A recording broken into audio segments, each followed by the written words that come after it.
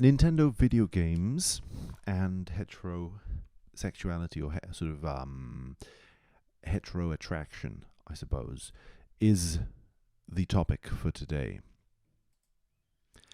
I guess I'm interested in this, how it affects I was looking at Metroid yesterday, right? And Metroid has this way of placing an image of a more and more naked woman as like a prize for the player, and this is obviously sexualized. So I think that, well, I don't know. I think it's sexualized. I think that the kind of ways in which it is framed are obviously sexualized, and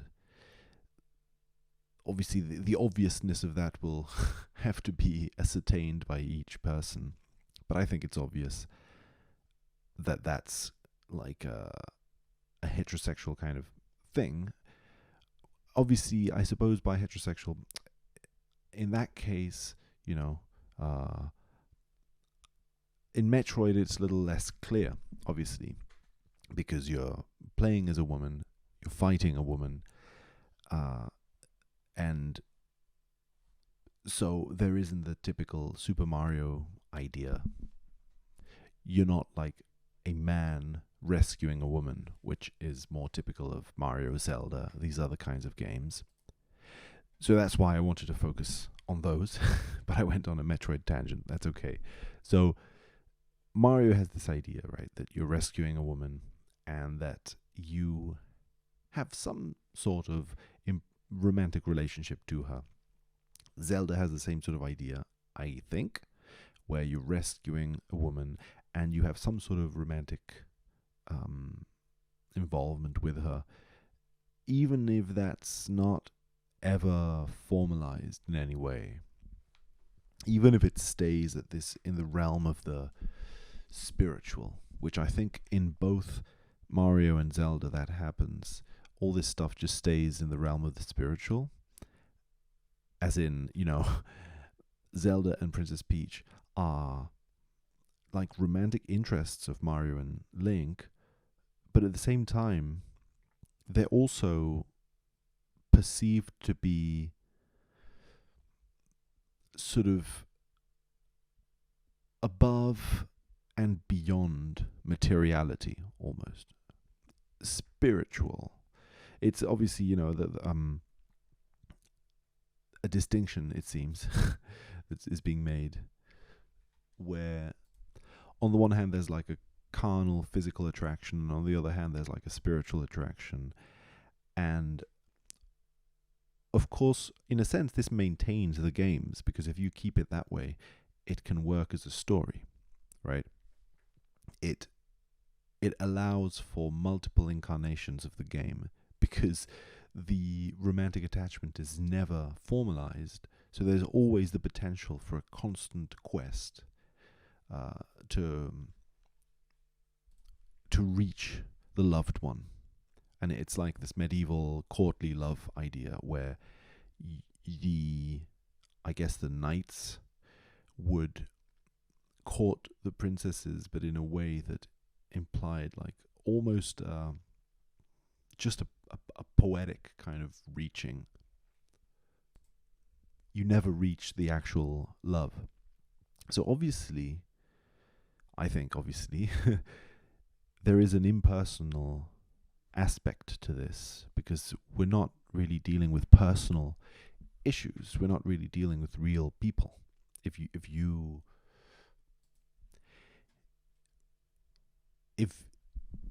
you're treating this other person as an eternal love that you will never reach, and clearly there is something eternal that you're projecting onto this person, who is a person like you. So if you're not applying that eternality back onto yourself, you're playing a strange game where you're considering yourself to be mortal, but the other person to be immortal. And you're playing this dual game where a part of you is sort of wanting the mortal side of the person, the carnal, physical side of the person that is bound to the earth and to flesh and so on. But then another side of you is looking for something completely eternal in the other, something that you don't even consider yourself to have, right? And if you don't consider yourself to have, then you're looking for something in the other person in a way that makes the other person become very different in your eyes, right? They become a completely different type of thing than you are. What happens in these video games then, I think, is that the object of the protagonist is to meet this person who has some sort of connection with the realms of the otherworldly, let's say, right? And the position this puts the player in, regardless of whether the player identifies with one gender or another or whatever, it has this quality of putting you as the player as someone who is reaching for that goal, for the goal of meeting a person who is completely different from you spiritually, in spiritual terms. So, yeah. This brings up the issue of the mother, I think, because I think the issue of the mother is present here. I'm not entirely sure how, but clearly in Metroid it's present, right? In Metroid, you're seeking the mother. You're going down towards the mother brain. And I'm not super familiar with the Earthbound series, but the Earthbound series obviously has the title Mother in Japan. I have a feeling this refers to Mother Earth, that you're exploring Mother Earth. And I have a feeling, I may be wrong, that there is at least the popular interpretation that the final boss in that game, or in those games, I'm not sure, is Gigius, who seems to be... I've seen it popularly interpreted as some sort of a baby, almost, like a baby at the center of the earth. I'm not sure if that's the case, but if it is, I think that's very interesting. And I want to explore that game for more, but I haven't. If that's the case, then we're dealing with the idea of a baby at the center of the earth who is filled with some sort of trauma, again, as I suppose, because you're exploring that in terms of a battle that must be fought, right? The encounter with Gigius, I think, is supposed to be like a battle of some kind. So it's a battle with someone who's at the center of Earth, Mother, and at the same time, so there's this battle with a baby. Okay, a bunch of stuff like that may be happening. This I should read more up on. But anyway, so I find that striking that with compared to Metroid, because Metroid I feel seems to have very similar ideas, where you're on a planet. It's not planet Earth, but it could be a planet that you're discovering. You descend deeper and deeper into, and then at the center of that planet you meet, well, in Super Metroid you meet not just a mother. Like in Metroid you meet a mother, but then in Super Metroid you meet a mother and a child, the baby Metroid. And there is this big thing that plays out between the mother and the child, right? This like little battle that plays out, some sort of a conflict that has to do with life or death, that plays out in the center of the planet, where all of this is kept or held. You have to go down there before you even see it. In Mario, the mother stuff is less clear, but I keep having this feeling that we have an Oedipal situation here because we have Bowser is a king, and Bowser wants to marry the princess, Princess Peach, whom we could also posit as a royal pair, right?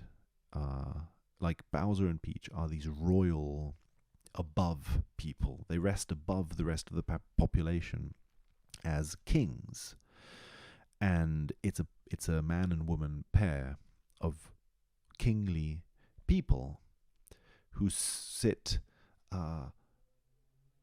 above us in this sort of a relationship.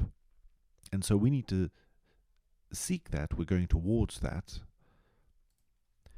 I don't have a strong way of conveying my evidence here, to be honest, but the evidence is the one that I want to convey somehow has to do with how, like, Mario 64, for example, I think is a game in which you're performing this Oedipal rite because you're killing the king and marrying the queen, so to speak, which is very Oedipal, and I think refers to this idea that I think goes beyond Greek tragedy, that I think seems to be very universal, where you can have people who are above you, right? And people who are above you, you consider to be bigger than you, more important than you. And there is often an association between kings and fathers and parents, right? Parents of the world. I think this association is born from this idea that the king stands for something that's very, I was going to say evil or deep. It's deeply within the psyche. We see these people as like parental figures, probably. And so to kill a king and marry a queen reflects something about heterosexuality, I think, and therefore something about heterosexuality deep in our culture somehow. It's conflict that plays out because then you become the parent. Basically, you stand amongst the parents as man, right? Mario as man becomes the father, becomes the Bowser, let's say, and this Bowser figure becomes the king. So you as Mario become something akin to the role of a king. Therefore, you stand above the rest, or you stand above the rest of people in which you were before. You before were in the position of belowness. This is typical of fairy tales, right? The idea of a young lad who becomes a king for some reason, for some magical reason. It feels like first you become someone much more important than you were. You start out in a position in life that's much lower than the position of an elevated person, like a king, and somehow end up there. You end up in that position. Link in Zelda, for example, starts out as like just a lowly person in a village, and ends up discovering that he has, the eternal powers of time at his sort of disposal, at his command, and becomes like an incredible time-bound hero or something. So there's that idea in fairy tales, I think, is very common, and I think has to do with something about the father, in this sense, the parent, as being someone who's above you, and therefore you feeling that you're below this force, and having to become that in order to live your life somehow. having to become the force that was controlling you, or incorporated into your life in some way, so that it stops being an external force that's fucking with you, but starts being more a force that's inside your own head. So in a Freudian kind of way, I suppose we could say, the issue here with heterosexuality, I think, this plays into it, because what these games are standing, they're standing in this position of the player having to identify with a man, the role of a man, and this conflict between the man, Mario, and the king is a conflict of heterosexuality, because it's a conflict between the man and then the man and the man's lover in some way. I've often thought that, I think this is present in other games, that masculinity seems to associate itself with doing, being the person who does stuff, right? And so the video game is associated with this person who does stuff. You work through the video game, and then you relate to this other type of person who, again, is like eternal, and is the woman. And the woman here stands somehow in the video games for stillness, perhaps, the opposite of movement, the opposite of doing, just absolute, like, being, non-doing.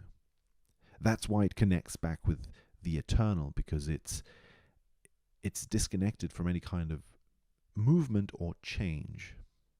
Therefore, there is no doing. It's just eternal presentness. And I think the man wants to connect with that presentness in some way, by identifying with it. To marry this presentness in a heterosexual union, I think, means for the man a marrying of the eternal. You're marrying something that is not to be found in a person, basically, right? You're marrying something that has nothing to do with people, with specific people. Like, specific people are eternal and others aren't. No, right? There is something else here, something that's eternal in the man, in the woman, in the person, regardless. I think this eternality, the eternality of specific people, the idea that there's specific people who are eternal and others who aren't, also feeds into the idea of the kings, because a king is associated with someone who's more eternal than others, more divine than others.